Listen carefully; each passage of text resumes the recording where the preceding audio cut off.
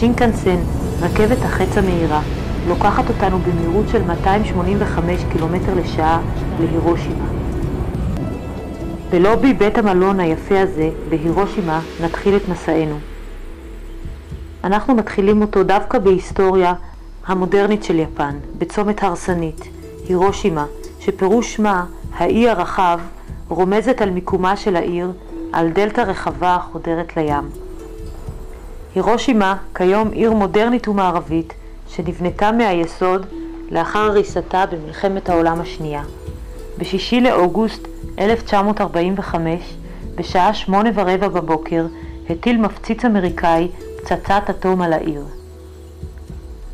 הבנות בקורס ההדרכה משננות את דברי ההסבר למקום.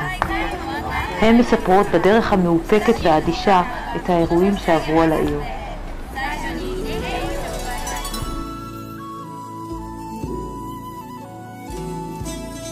ביקור בהירושימה מבלבל אותנו, כי התחושה היא שיפן מעדיפה להתייחס למלחמת העולם השנייה ולתפקודה בה כאל אפיזודה קצרה ולא נעימה בהיסטוריה הארוכה שחלפה.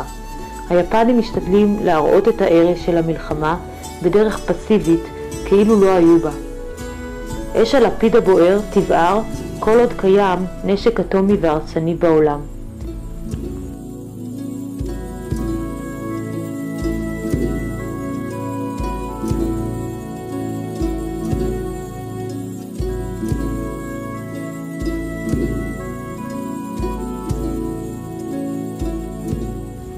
הירושימה לפני פצצת האטום הייתה מרכז כלכלי, מסחרי, שלטוני וצבאי. זהו הדום. ב6 לאוגוסט 1945 הפך מוקד זה תוך מספר שניות לאיי חורבות.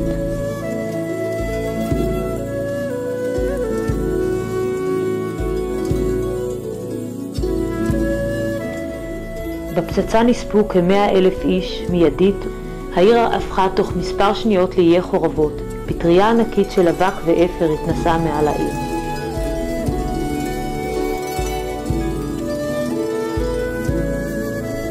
לאחר 1,600 שנה של עצמאות מדינית לאומית, נכבשת יפן לראשונה על ידי בנות הברית. כניסת כוחות ארצות הברית צורבת ומחיבה, אך היפנים ממשיכים הלאה בבנייה עצמית, ואת הכוח להשתקמות זו הם שואבים מהמקורות שלהם. זהו אחד המונומנטים לזיכרון לאנשים שנספו בפצצת האטום. המונומנט שאנו רואים עתה הם לזכר הילדים שנספו בפצצה. עד היום מגיעים ילדים מגנים ובתי ספר להקדיש את קיפולי הנייר שמסמלים כוחות להמשך הדרך.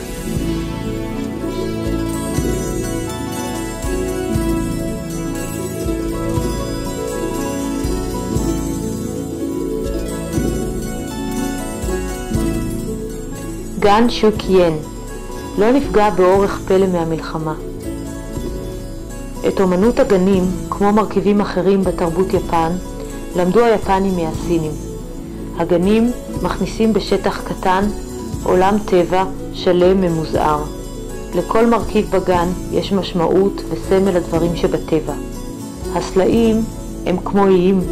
הירוק הטבעי שולט בגנים היפנים. כתמי פריחה פזורים באופן אקראי כמו בטבע.